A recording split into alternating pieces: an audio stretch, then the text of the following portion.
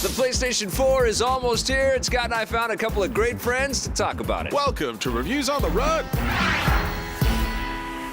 Yes, the PlayStation 4 launches tomorrow if you are watching this episode on Thursday, November 14th. I feel like we are at the Super Bowl reporting live because when it comes to gaming and being gamers, this is as good as it gets. Wouldn't you guys agree? I have to agree. I mean, there's like 20 floors of video games in this hotel. Yeah. Just yes. It's a big I want to deal. stay in every room. Let's talk about the hardware Yeah. first and foremost. We've had tons and tons of in-depth explanations and walkthroughs, and they showed us how the cross-media bar worked. Sean, what's the most impressive feature on the PlayStation 4? The fact that we can now stream live video gameplay and have a chat option open there. We can see what people are saying about what we're doing, what we're playing in the game. And that, to me, I think is going to be a huge game changer because there's so many people out there on the internet who are doing this kind of thing already, and the fact that PlayStation 4 has this all built in, ready to go, and you don't have to have any sort of technical know-how or expertise to get it all set up and running. I think that's amazing. I can't wait to do it myself. Now you can actually show people what you can do, and I can't wait to show the world my mad skills because I've been bragging about them for you. I actually don't. I have no skills I love whatsoever. the DualShock 4. That's a very impressive piece of technology in and of itself. The whole way it registers with the PlayStation 4, especially if you're using the camera and you can kind of see everything light up. I think the dashboard as well, when you log into the system and it shows you what your friends have been up to, it shows you what videos they posted, what screenshots they posted, which is a neat way of being social with the game. I can't tell you how many times I've taken a photo with my phone of the screen and saying, hey, look at this crazy stuff that just happened in the game, and I post that online. Now that's all integrated, and to be able to see that in a feed when you log in, you can see what your friends are playing, and you can actually go in if you don't have that game, and you have the option to purchase that game digitally via PSN, and I think that's huge because before you had to go into its own separate app and look for the game, and now you can see. They don't want you leaving that machine. One of the things that was very dominant in our demonstrations of the PlayStation 4 hardware was the PlayStation 4 camera. Yeah. And that's strange to me because it's not something they're force-feeding to Yeah. people, yet it seems integral to enjoying this machine. Jose, what'd you make of the camera usage? One of the things that bothered me was when everybody was making such a big deal about the price of the PS3 and how it's $100 cheaper. But if you want all the tidbits, if you want the PlayStation Plus accounts, $50 for a year. If you want the camera, it's another $50. So then it makes it the same price, and you're getting the same thing you're getting from an Xbox One with the camera and They're the technology. so close in technology, aren't they? Right, and they're both kind of doing the same thing. It's like, oh, there's gesture-based and facial recognition when you come into the, like, really? That's something I've never seen. It's kind of amazing, right? The way that this thing can recognize me better than, It's crazy. my ex-girlfriend. Yeah, my mom. Like, Scott, is that you? Stand in front of the PlayStation 4. The only thing this thing doesn't do is give you a warm hug. There's 22 games that come out with the machine, some in digital form and some that you're going to buy at the store on disc. What did you see that you were excited about, Sean? I was actually really excited about Need for Speed Rivals. I've played a lot of Need for Speed in my day. I love that And franchise. this game, it's always one of the best looking games on whatever platform it's on. I love it on iOS. I love it on Xbox 360. And it's looking amazing on the PS4. And Jose and I, we actually played a game. We were rivals. We were rivals, but we were playing our own separate games. And then we ended up just by happenstance. We were then in the same part of the multiplayer That's their universe. all-drive feature, TM. Which is a really cool thing, and I think a lot of games are going to be adopting this kind of feature. We've seen it a little bit in Journey in last gen, where you can have just a random whoever come into your game and you can play with them or you can leave them. They're trying to take the intimidation out of playing multiplayer, and that sort of always persistent, challenging thing. They're taking away the fork in the road. Are you going to play single player, multiplayer? They're saying both of these worlds are the same, and I love that fact. I played Need for Speed Rivals as well. I love how your story will suddenly become your buddy's story, and you guys are in a race together, and all this crazy stuff is happening, and then you branch off again and just go back to your story again. I love it. I think it's brilliant. I can't wait to play this game. Dispatch, we have a high-value target here. All units focus on the red Ferrari.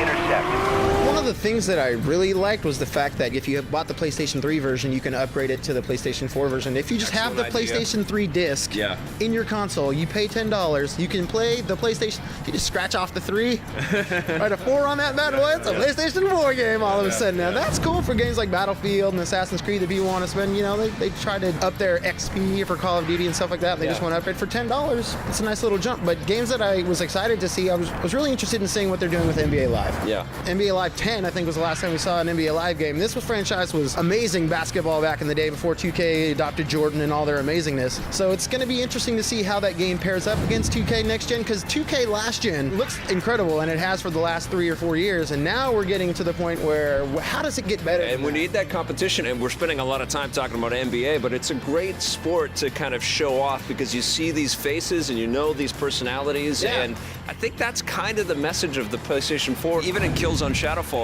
the expressiveness of your in-game cut sequences and the characters that you see that you can actually control is absolutely staggering. You know, we're actually looking at it's like playing. Next gen. Well, it's next gen, but it feels like the cutscenes that were available to us in between our play times in the previous gen. Now you can play that level of quality. Guys, when I went floor to floor here at the PlayStation 4 event, I went the indie route all the way. I started with Jonathan Blow's The Witness, which is not a launch game for the PlayStation 4. It'll be out shortly thereafter. Was very impressed. Was very challenged. It was great to just be in the same room with Jonathan Blow. He's a very smart man. Some of his puzzles puzzled me. That's all I'm going to say. I can't wait to play that game. I also saw Resogun. I got to sit down with that. And they're doing something that they call voxels, not pixels, but they're little tiny pixels that are shaped in 3 dimensions. So everything in the game is built out of these voxels. So whenever anything is destroyed, voxels everywhere. And only on the PlayStation 4, according to the guys working on this game, is this possible to have all of these voxels rendered all at once. In the last game I saw Tiny Brains from a terrific studio out of Montreal, a little 4-player co-op. Does not necessarily look like it could only exist on the PlayStation 4. And that's true of some of the games on display. Yeah, like Gavin Hawkins in the 1001 Spikes is on the PS4. But these are games with some tight gameplay. Secret Ponchos looks pretty damn cool as well.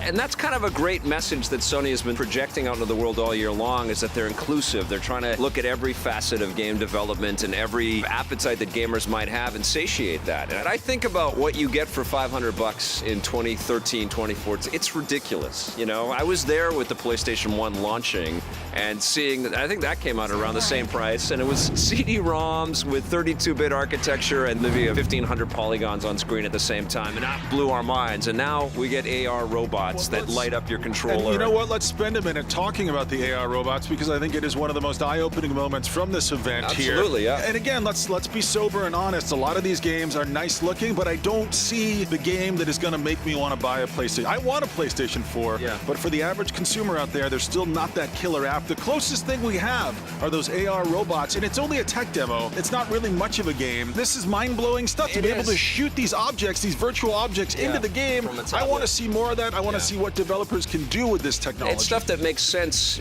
logically when you kind of put it together, but to see it all in action was pretty incredible. And also the controller configuration thing, which is ripped right out of Iron Man, where you're just playing around with the controller and it's moving on screen with you, and all of this cool animation lights up, and it's like, oh my God. The holographic kind of thing turning on screen, and I can just see you in your basement sitting there going, come on, everybody watching the show is going to be doing guys, that. I'm Iron Man. You know, I think that's the thing with PlayStation 4, is that it's not about that one title now. It is about the whole story, and I think that's going to be a very similar thing with Xbox One as well. It's not just about one game. But I think that's what everybody wants to hear about. Yes. Everybody wants to hear about, did you see this specific game? I think the closest we have is Shadowfall. It's a shooter, man. I know, it's not enough. It's a franchise that not everybody loves. I'm a big fan of that game and of that franchise, but in terms of what you're seeing horsepower-wise, it's stunning. For being their first launch title, like when they showed off the PlayStation 3 for the first time and they had that amazing Killzone video. It's a game that's coming out, I don't know, sometime in the future. This is like, well, we have a game coming out, and it's coming out at a launch title for the PlayStation 3. And that kind of hurts Killzone in general, right? That PlayStation 3 memory of that was all pre-rendered, and it was kind of... Yeah, but this lives up to the hype, I think, at least visually.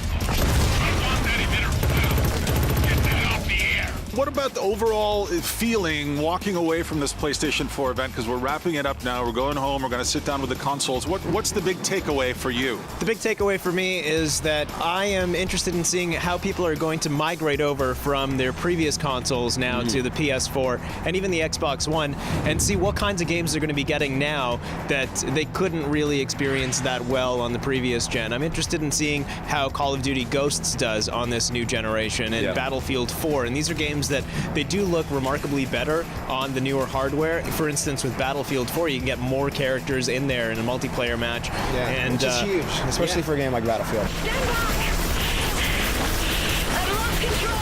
And I think that's going to make a huge PCs, difference. You know, I mean, both this and the Xbox One, they're really powerful personal computers that have been refined and made very accessible at a very affordable price point for the power that they operate at. This is the weird thing. Walking away from this event is how complicated and robust these machines are, and how difficult it is to get the messaging out there on what these things can do. But the difference between the PlayStation 1 and the PlayStation 2 was this much, and I feel like the difference between the PlayStation 3 and PlayStation 4 is this much. We're just not going to see that leap that I wanted to see. You have to look at launch PS3 to launch PS4. Right. Yeah, and I think they went wide with the idea, not just, you know, vertical, not just reaching. I think they went, okay, we need to think about where people spend all of their time and give them those kind of. But just one big game, like that would put me over the top, and it's not there for me. I know. I wish Infamous was out right Metal now. Gear, Yeah, something. Did you guys see Metal Yeah, Gear? beautiful. I mean, we got a lot of amazing stuff to look forward to, including what's up next after the break.